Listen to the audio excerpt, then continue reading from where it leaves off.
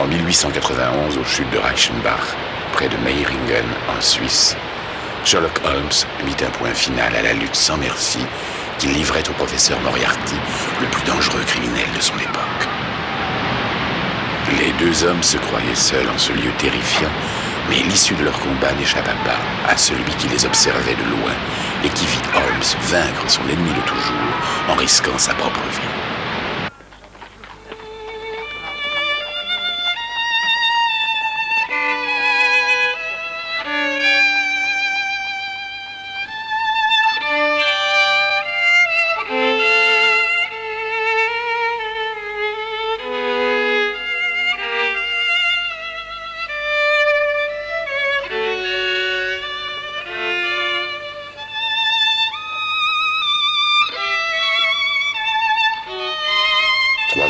Passé depuis le jour où mon cher ami se jeta dans le vide. Et là, au fond des fossés profonds que le torrent avait creusés dans le roc, gisaient pour l'éternité les corps déchiquetés des deux irréductibles adversaires.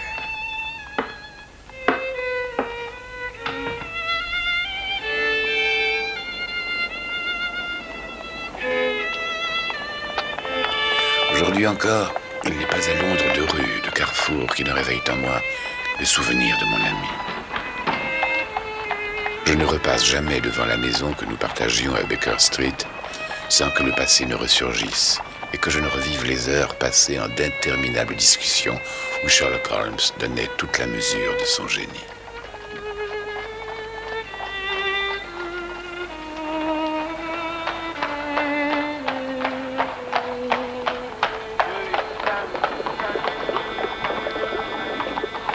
J'avais conservé des années passées en sa compagnie un grand intérêt pour les affaires criminelles.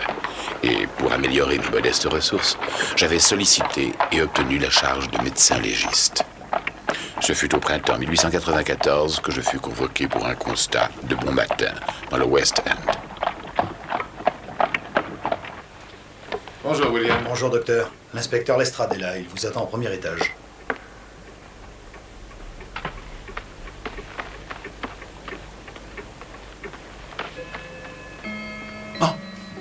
Mes respects, inspecteur. Merci d'être venu si vite, docteur. Voici l'honorable Ronald Adair. Oh non, pas là-dessus, docteur, s'il vous plaît. Excusez-moi. Là? Oui.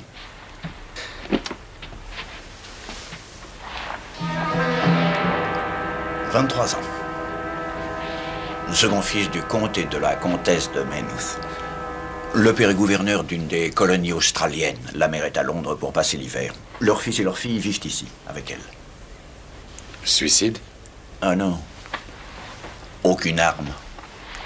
Mais ceci a été trouvé par terre près du cadavre. Une de ces balles est dite déformable, extrêmement redoutable. Elle a traversé le crâne de part en part. C'est une munition rarement utilisée pour un pistolet. Je penche pour un fusil. Sans doute. Bien, dans ce cas, c'est un meurtre. Sans aucun doute. Aucun suspect en vue? Non. Il est encore trop tôt, mais j'ai le pressentiment que ce meurtre va nous réserver bien des surprises. La victime devait être assise dans ce fauteuil. Vraisemblablement en train de faire ses comptes. Et le meurtrier ne devait pas être un cambrioleur. Le jeune homme avait passé la nuit à son club, à jouer aux cartes.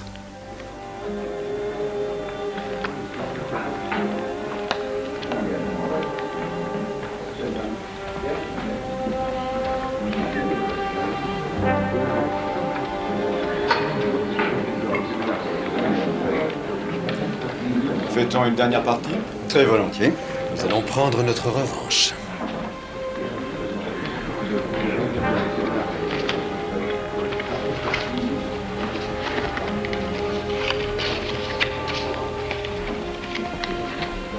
Eh bien, Ronald, combien perdons-nous?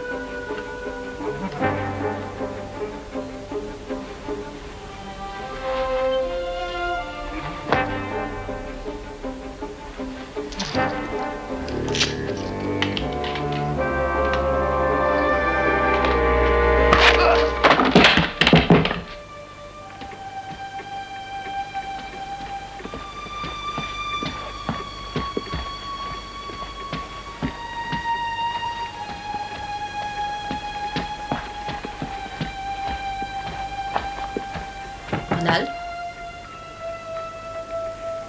Ronald? Ronald?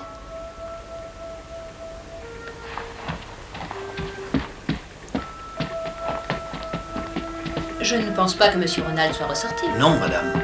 Je l'ai entendu rentrer vers 10h30. Et il n'est pas ressorti, ça je le jurerai.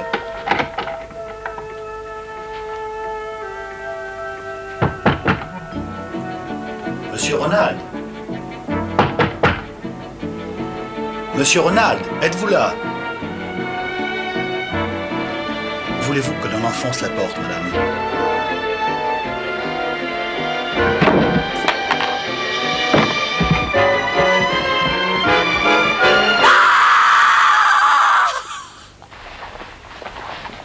Bien.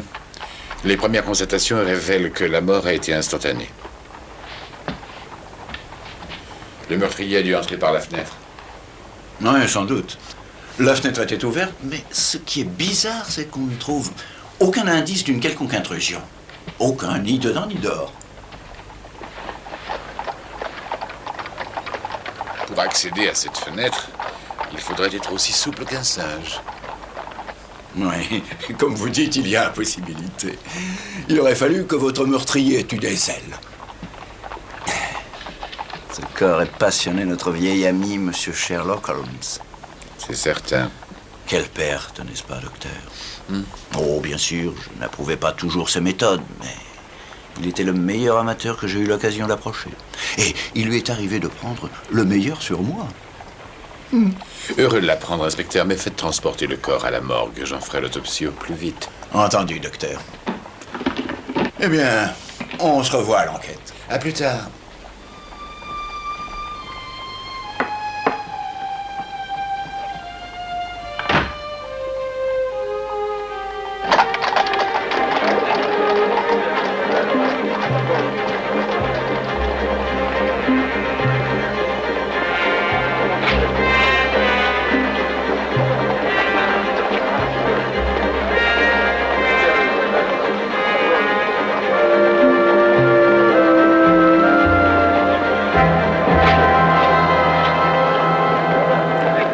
Docteur Watson, vous êtes médecin légiste? C'est cela. Vous avez examiné le corps de feu Ronald Francis Adair, objet de cette enquête. Et vous en avez, sur requête, effectué l'autopsie. C'est exact. Veuillez vous en donner le résultat, docteur. Bien. La mort a eu pour cause la pénétration d'une balle à ogive molle provenant d'une arme de poing 7,65. Docteur Watson, veuillez vous en tenir aux faits. Mon rôle ici consiste à établir les faits concrets. Excusez-moi, mais je ne saisis pas. Vous dites que que la balle devait provenir d'une arme de poing de calibre 7,65. C'est pure spéculation de votre part, et ce n'est pas de votre ressort de suggérer que l'arme du crime est de telle ou telle nature. C'est là le problème de la police. Veuillez m'excuser. Veuillez continuer. Pour ne s'en tenir qu'au fait, la blessure faite par un projectile à ogive molle, le projectile a pénétré le crâne un peu au-dessus de l'œil gauche, traversant le lobe frontal gauche, puis le cervelet, pour ressortir enfin à l'arrière du crâne à travers l'occipito-pariétal gauche. À votre avis, quand la mort s'est-elle produite? Oh, la mort a été instantanée. Avez-vous une idée de la distance que la balle a parcourue avant de pénétrer dans le crâne de la victime? Je ne peux jurer de rien, mais sans doute un peu plus de, disons, 4 ou 5 pieds. Heure de la mort? Elle doit se situer entre 10h30 et 11h30 du soir, ce 20e jour du mois courant. Merci beaucoup, docteur Watson. Ronald Adair et moi faisions partie de l'équipe de Harrow. Il ne ratait pas une seule balle et pratiquait d'autres disciplines. Autrement dit, la victime était un grand sportif. Et oui, c'est cela, monsieur le juge, un grand sportif. Un garçon loyal, je peux même dire l'ami le plus fidèle que j'ai eu. Je vous remercie, monsieur Murray.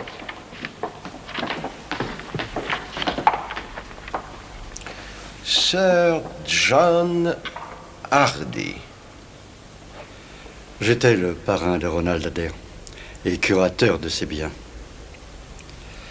Bien sûr, la famille a été frappée de plein fouet par cette tragédie. Je l'avais moi-même présenté au Bagatelle Club dont je suis membre. Il aimait beaucoup jouer aux cartes.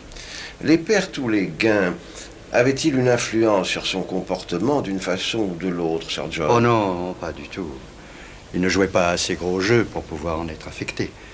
D'autant que la fortune familiale est vraiment considérable. Merci, Sir John, d'être venu déposer comme témoin. Et je peux ajouter que l'opinion exprimée ici par une personne de votre rang a été appréciée par la Cour. Colonel Moran, vous avez été, à notre connaissance, la dernière personne à avoir vu M. Adair en vie. Le connaissiez-vous bien? Je ne peux pas dire que je le connaissais bien, mais son père, en revanche, était un grand ami. Nous jouions au polo ensemble aux Indes. Son fils, Ronald, j'ai seulement fait sa connaissance à notre club au cours des derniers mois. On jouait aux cartes et nous étions partenaires. Non, un garçon vraiment charmant, bonne manière, intelligent. Et pour tout vous dire, un jeune homme que j'aurais aimé accueillir dans mon régiment. Auriez-vous noté ces derniers temps chez lui un comportement inhabituel? Vous a-t-il semblé inquiet cette dernière soirée? Pas du tout, je dirais au contraire. À votre connaissance, qui pourrait lui en vouloir au point de le tuer? Je n'en ai aucune idée. Je doute qu'il ait pu avoir des ennemis. Merci, colonel Moran. Inspecteur Lestrade, pouvez-vous nous donner votre opinion sur les causes de la mort de l'honorable Ronald Adair? Volontiers. Homicide volontaire par une personne ou plusieurs personnes inconnues.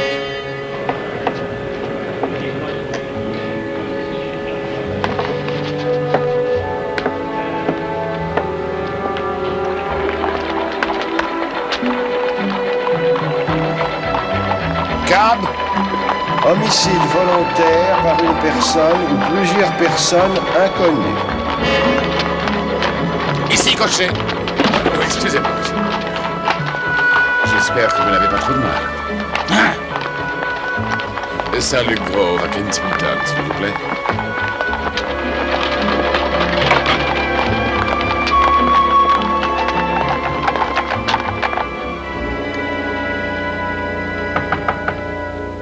Oui? C'est un monsieur qui désire vous voir, docteur. Est-ce important? Je n'en sais rien, docteur. Vous a-t-il donné sa carte? Non, docteur.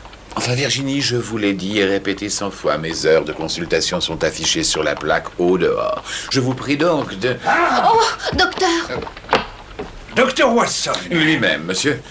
Laissez-nous, Virginie.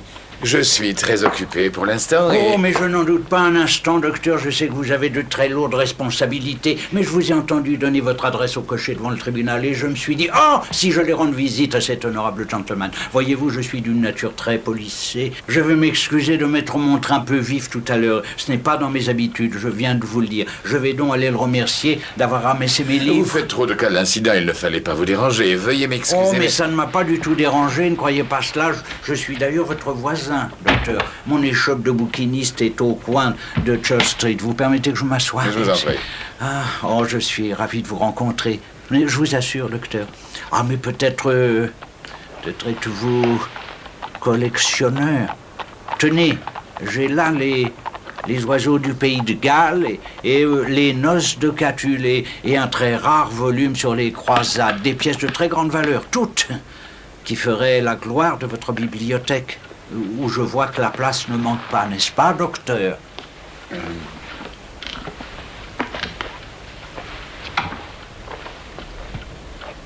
Watson, peut-on fumer dans votre cabinet de consultation?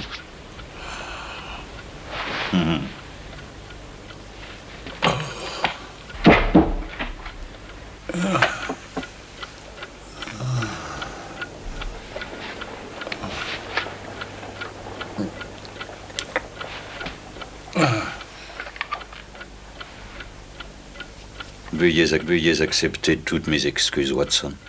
Je n'aurais pas cru que vous seriez si affecté. Holmes, c'est bien vous? Est-il possible que vous soyez vivant? Êtes-vous en état d'affronter la réalité? Je vous ai causé un grand choc par ma réapparition stupidement dramatique. Oh, je vous en prie, ce n'est rien, ça va passer. Oh, ça va déjà mieux. Mais enfin, Holmes, avouez que c'est à peine croyable. Vous retrouvez. Vous, ici, dans mon cabinet, vivant là sous mes yeux. Il y aurait de quoi mourir de joie. Oh non, je n'ai pas envie de mourir. Oh, mon cher ami, mais je vous en prie, prenez un siège, asseyez-vous et racontez-moi comment vous vous en êtes sorti. Quasi indemne de cet horrible précipice, racontez. Oh, ça fait du bien de s'étirer un peu. Oh, c'est très dur pour quelqu'un de ma taille de rogner un pied sur sa stature plusieurs heures de suite.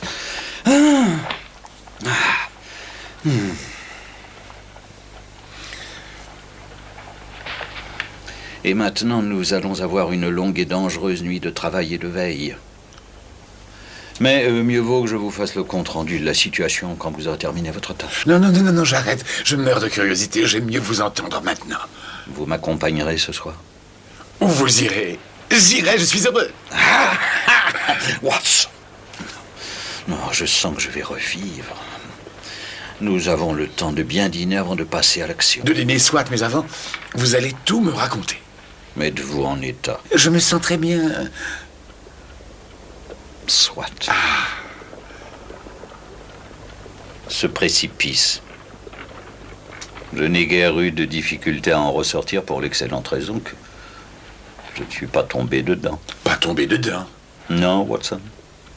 Je ne suis pas tombé dedans. Mais la lettre laissée sur le rocher auprès des chutes de Reichenbach était bien authentique en revanche.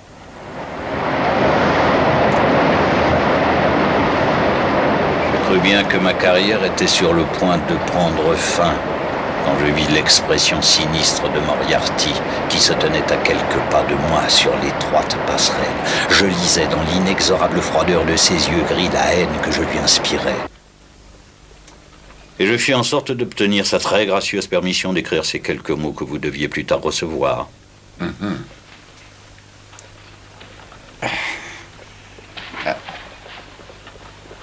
Et qui figure parmi mes trésors personnels.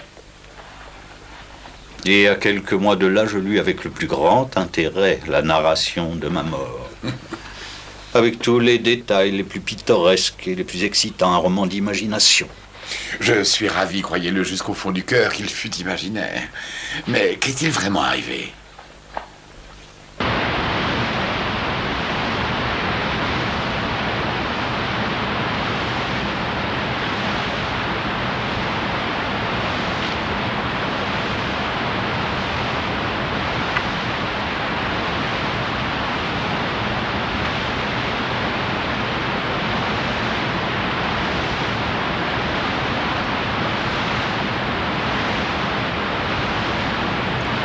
Quand j'atteignis la corniche, je me tins un instant immobile. Il n'était pas armé, mais il se précipita sur moi et me saisit de ses longs bras noueux. Il se savait dans une situation désespérée, mais il voulait néanmoins assouvir son besoin de vengeance. J'avais heureusement étudié les arts martiaux japonais et j'utilisais une prise qui m'a bien souvent servi au cours de mon existence. Grand Dieu. Ah. Mais comment êtes-vous sorti du précipice? Ma situation n'était pas très facile. Mais lorsque le professeur Moriarty disparut dans les eaux du torrent, je fus frappé de l'extraordinaire chance que le destin venait de m'offrir. J'étais sûr que l'un, au moins, des fidèles du disparu se lancerait à ma poursuite avec une farouche détermination pour venger la mort de son chef. Mais si je réussissais à convaincre le monde que j'étais mort, alors je décidai de disparaître. C'est ce que je fis. J'ai marché, moi aussi. Ah. Mais les traces, Holmes. J'ai constaté de mes yeux que 2 hommes sont tombés, mais que pas un seul n'est remonté.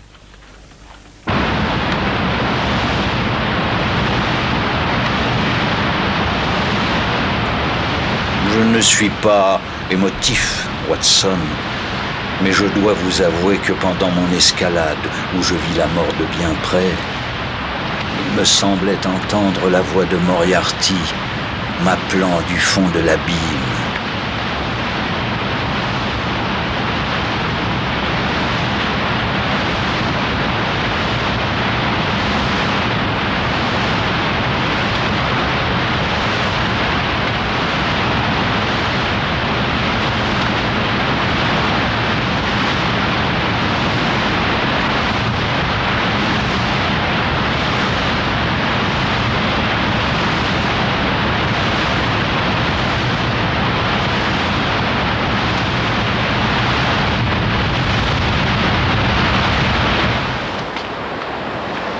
J'atteignis enfin un endroit où je pus me dissimuler, complètement épuisé mais en toute quiétude.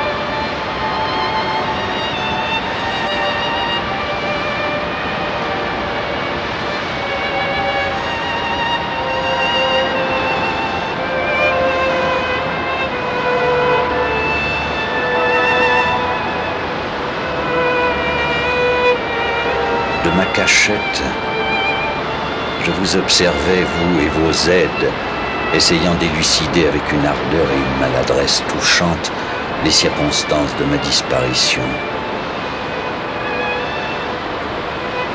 Et quand vous êtes enfin parvenu aux conclusions que vous savez à présent erronées, vous avez abandonné les recherches.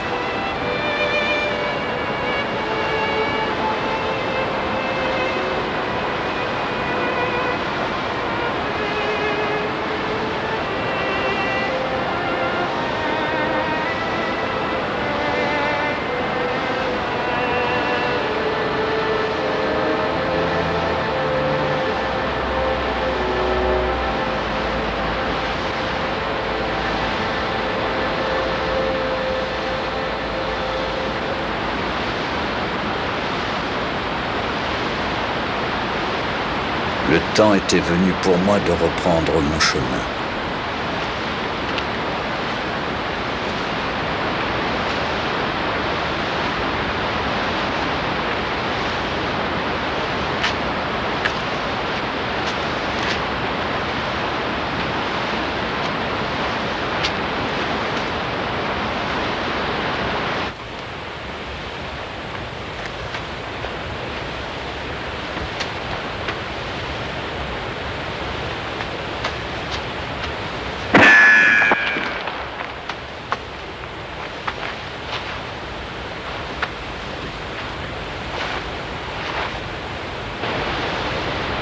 La signification de ce coup de feu était claire.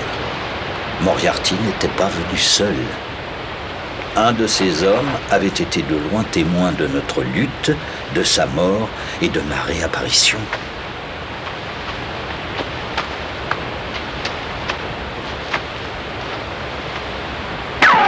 Mais je ne perdis pas mon temps en réflexions inutiles. Je pris mes jambes à mon cou. Et je parcourus 10 miles à travers la montagne en me dissimulant de mon mieux.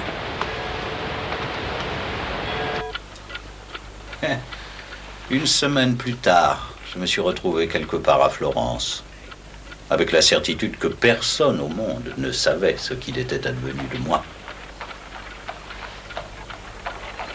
Quelqu'un pourtant savait tout. Mon frère Mycroft. J'avais été obligé de le mettre au courant, j'avais besoin d'argent pour vivre. Oui, bien sûr. Je vous fais mes plus humbles excuses, mon cher Watson. Mais il était important que chacun croie que j'étais mort. Et je suis persuadé que vous n'auriez pas fait une si convaincante relation de ma fin dramatique si vous-même le premier n'y aviez pas cru. J'aurais volontiers pris la peine de vous écrire, mais j'avais très peur que votre affectueux regard vous fasse malgré vous commettre une indiscrétion qui aurait trahi mon secret.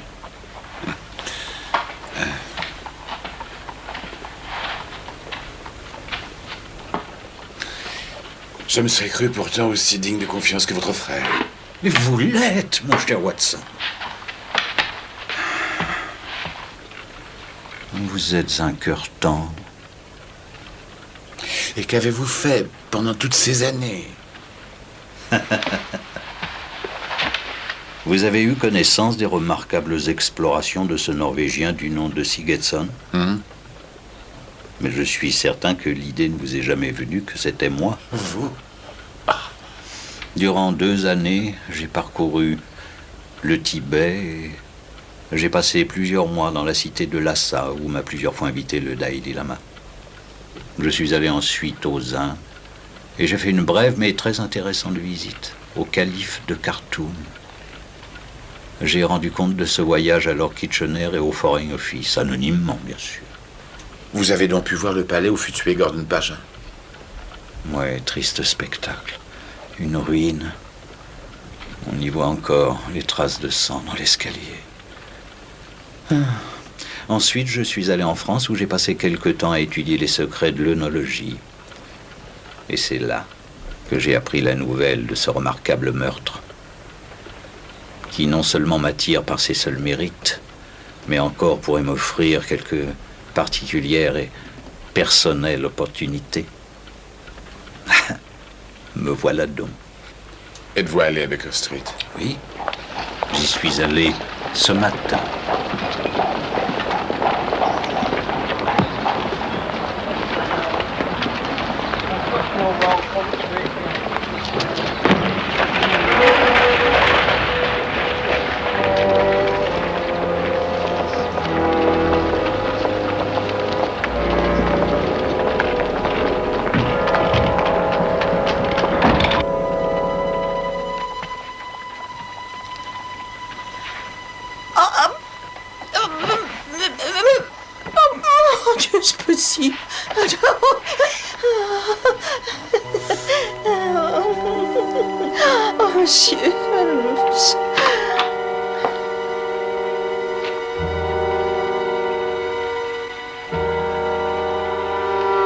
Mon frère avait conservé toutes choses en l'état.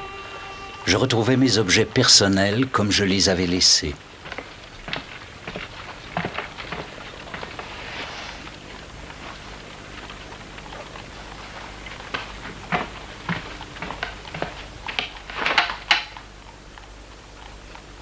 Et c'est ainsi que je me retrouvais enfin chez moi.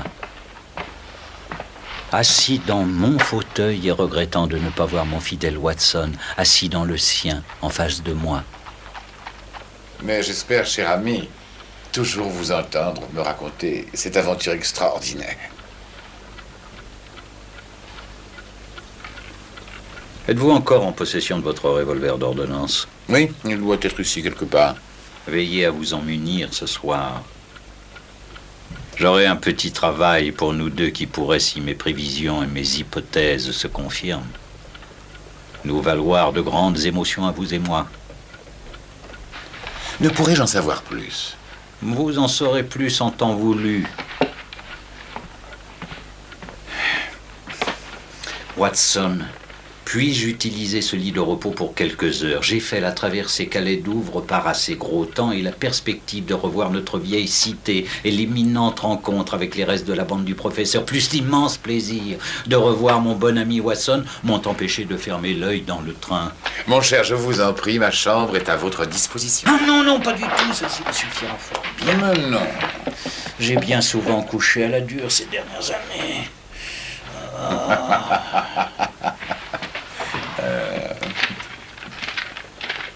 Eh bien, le voilà.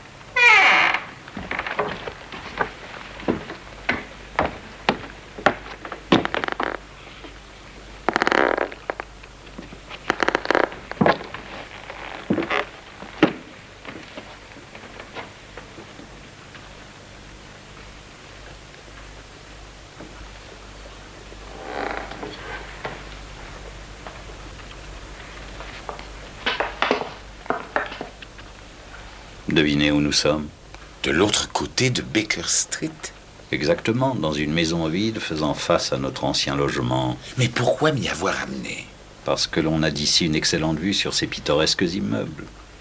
À présent, puis-je vous prier, mon cher, de vous diriger vers la fenêtre en prenant des précautions afin de ne pas vous montrer et de jeter un coup d'œil sur notre ancien logement. J'aimerais savoir si mes 3 années d'absence auraient émoussé ma capacité à vous surprendre.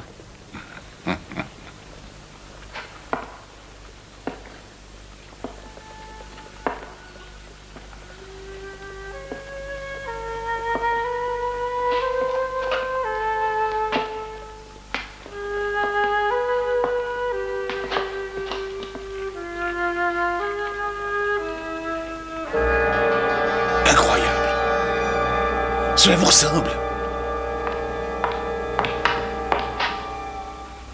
J'espère que les ans n'ont pas altéré ma silhouette ni ma personnalité. C'est assez ressemblant, n'est-ce pas? J'aurais juré que c'était vous. L'œuvre a pour auteur un sculpteur que j'ai rencontré à Paris sur la butte Montmartre. Le buste est en cire, le reste de différentes matières que j'ai assemblées. Mais pourquoi?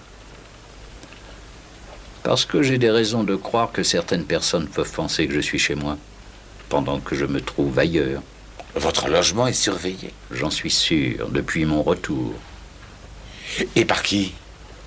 Par le dernier membre survivant de cette société dont le chef gît dans les gorges de Reichenbach en Suisse. Il était persuadé que tôt ou tard je regagnerais mon logement et n'a pas cessé de le surveiller.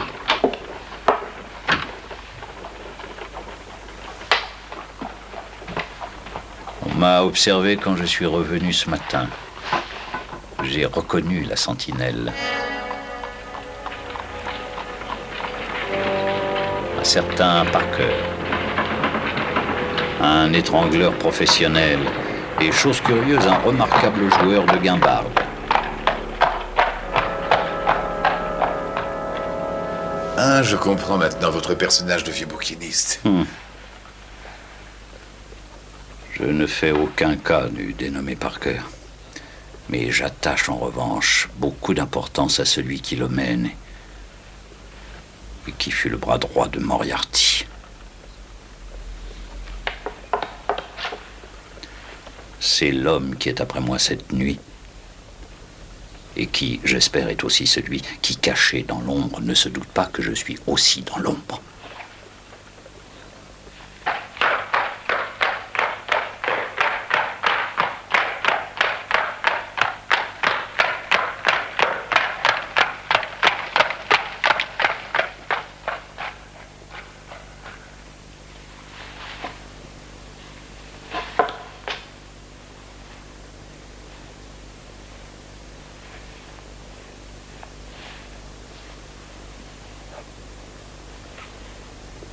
Holmes, regardez.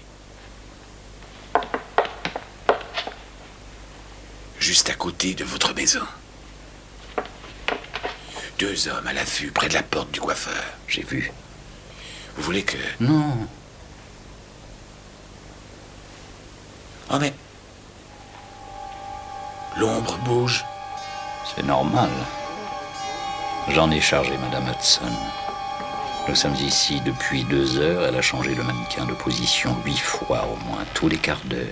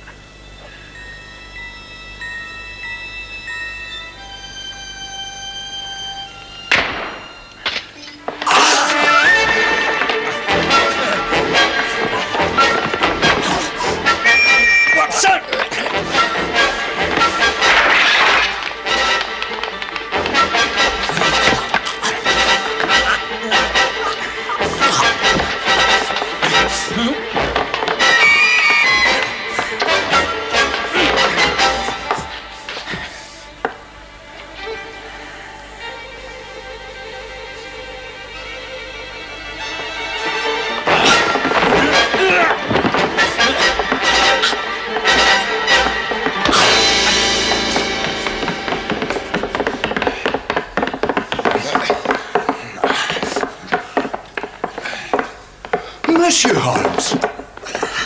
Lestrade, quel plaisir de vous revoir. C'était donc bien vous.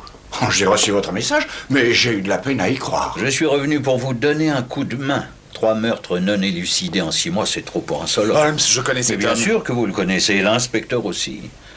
Le colonel Sébastien Moran, officier de l'armée des Indes, en retraite, et l'un des plus célèbres chasseurs de gros gibier que l'Empire ait jamais possédé.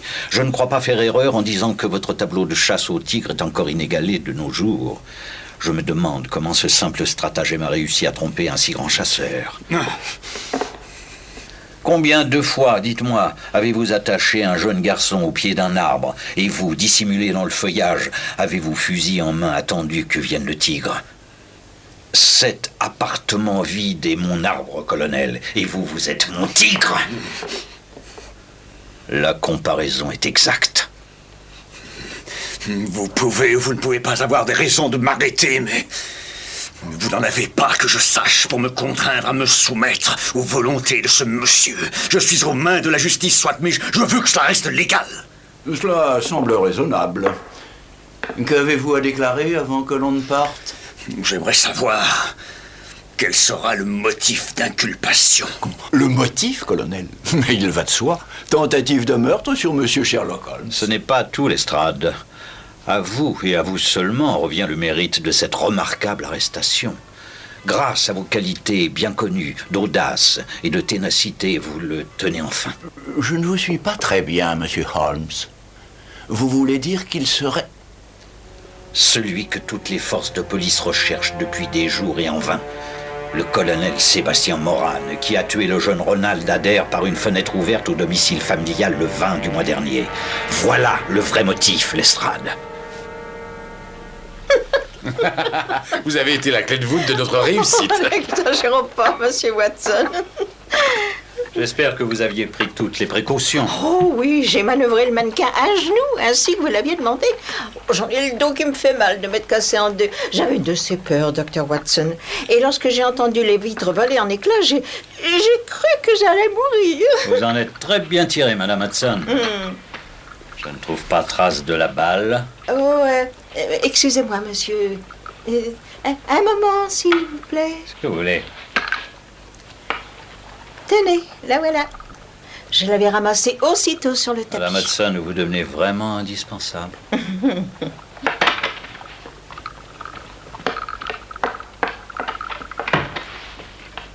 Une balle à tête molle. Voyez vous-même, c'est une idée géniale. Qui oserait supposer que cette arme à air comprimé soit celle du crime? D'un modèle très rare. Oui, en effet, je dirais même unique en son genre, capable à la fois d'allier silence et puissance extrême. J'ai connu Von Herder, le mécanicien aveugle bruxellois, qui le construisit sur l'ordre du regretté professeur James Moriarty. Ah, Watson, regardez. Le vieux chasseur de tigres a malgré les années gardé son adresse et il sait encore faire mouche. C'est à frémir. Oui, il y a de quoi. Aviez-vous entendu parler de Moran avant le meurtre du jeune Adair? Non, je ne crois pas. Dommage, car ça m'aurait fait gagner du temps. Voulez-vous me sortir, je vous prie, mes dossiers biographiques? Seulement la lettre M, Watson. La liste que j'ai le plus souvent consultée, puisque c'est celle où est inscrit le criminel le plus célèbre de notre époque, James Moriarty. Y figurent également Morgan, l'empoisonneur. Ménassian, l'abominable étrangleur. Il y a aussi Matthews, Mats, qui m'a à moitié cassé la canine gauche devant la gare de Henston. Et... tenez, voici notre ami de la nuit dernière. Moran Sébastien, colonel, fils de Sir Auguste Moran, ambassadeur de Grande-Bretagne en Iran, étude à Oxford et à Eton, fit la campagne de Jovashki, campagne d'Afghanistan, Sherpur, Kaboul, blessé à 4 reprises. Second plus dangereux individu de Londres. Holmes, c'est paradoxal, c'est la carrière d'un très honorable officier. Oui, très juste.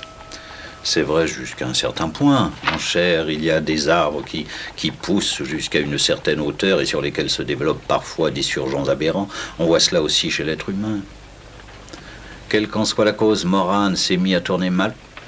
Et sans provoquer de graves scandales, a pourtant dû quitter les Indes et l'armée et rentrer au pays, s'y est installé et presque aussitôt s'est mis à fréquenter certains milieux. Et c'est à cette époque qu'il a été remarqué par le professeur Moriarty. Lorsque nous sommes allés en Suisse, Moran nous a suivis. Avec Moriarty, c'est lui sans aucun doute qui m'a fait passer quelques moments désagréables à Meiringen au bord des chutes. À 13 ans, je comprends la raison de votre disparition. Oui, avec un pareil adversaire en liberté dans Londres, votre vie eût été en danger à chaque seconde. Il ne me restait donc qu'à patienter et surveiller le criminel en sachant bien que si j'étais patient, tôt ou tard il commettrait une erreur.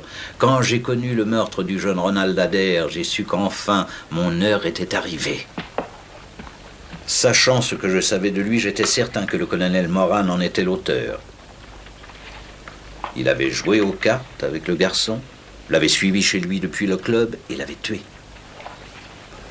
Par la fenêtre ouverte d'un coup tiré de la maison d'en face. Et maintenant, reste-t-il à votre avis des choses à expliquer? Oui. Oh. Vous ne m'avez pas éclairé sur les véritables mobiles du meurtre de l'honorable Ronald Adair. Soit, nous en sommes dans ce domaine réduit à la conjecture.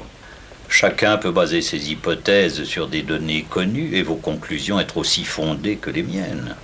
Watson, avez-vous une théorie? J'en ai une. Eh bien, dites. Les faits sont facilement explicables. Il a dû y avoir une forte somme d'argent en cause, que Moran a sans doute joué à qui tout double, et je crois que le jeune Adair a découvert qu'il trichait. Splendide. Il lui en a parlé en particulier et l'a menacé de révéler la vérité dans le cas où il refuserait de démissionner comme membre du club et de renoncer au jeu. Watson, c'est excellent. L'exclusion de son club signifiait la ruine pour Moran, qui ne vivait que grâce à ses gains aux cartes. C'est pourquoi il a assassiné Adair. Qu'est-ce que vous en dites?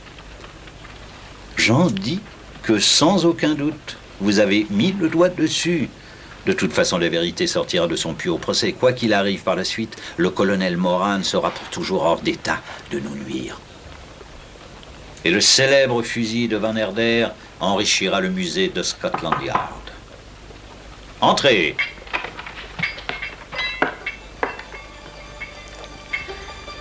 Et voici de nouveau Monsieur Sherlock Holmes, libre de consacrer sa vie à l'examen des 1001 petits problèmes qui perturbent les pauvres londoniens que nous sommes.